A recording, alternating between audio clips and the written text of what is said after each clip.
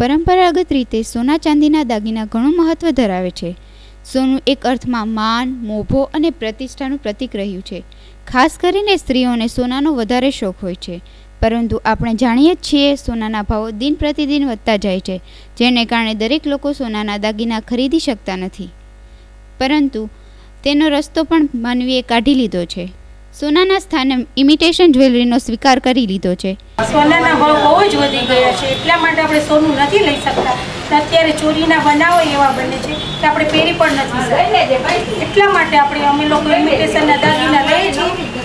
Imitation જ્વેલરીનો વેપાર આજે ફળ્યો ફૂલ્યો છે. ઇમિટેશન જ્વેલરી શોપ પર ભીડ જોવા મળી રહી છે. આ ભીડ જોતા એક વાત ચોક્કસ કહી શકાય, લોકો હવે સોનાને બદલે ઇમિટેશન તરફ વળ્યા છે. ઇમિટેશન જ્વેલરીની જુદી જુદી અનેક ડિઝાઇનો બજારમાં ઉપલબ્ધ છે, જેમાં ખાસ કરીને દુલ્હન set, crystal jewellery, necklace, CZ diamond, kundan jewellery, AD mangalsutra, silver jewellery વગેરે વેરાયટી મનમોહક છે. ઇમિટેશન શોપ પર જોવા મળતી આ જ્વેલરી ₹10થી શરૂ કરીને ₹25,000 સુધીની કિંમતની હોય છે, જેમાંથી સ્ત્રીઓ પોતાની પસંદગીની ડિઝાઇન પોતાના બજેટ પ્રમાણે ખરીદતા હોય છે. અહીં શોપ પર જોવા મળતી ભીડની ખાસિયત એ છે કે અહીં સ્ત્રીઓ ઉપરાંત પુરુષો પણ ઇમિટેશન ખરીદી માટે આવે છે. રાજકોટ શહેરના સંત કબીર રોડ પર ઇમિટેશનની અનેક શોપો આવેલી છે.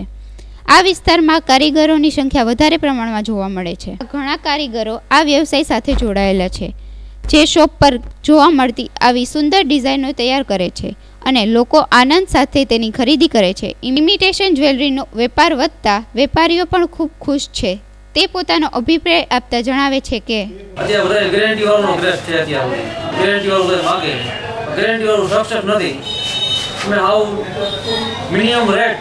સારી વસ્તુ, સારી ક્વોલિટી એ બધી વસ્તુ બનાવી છે અમે.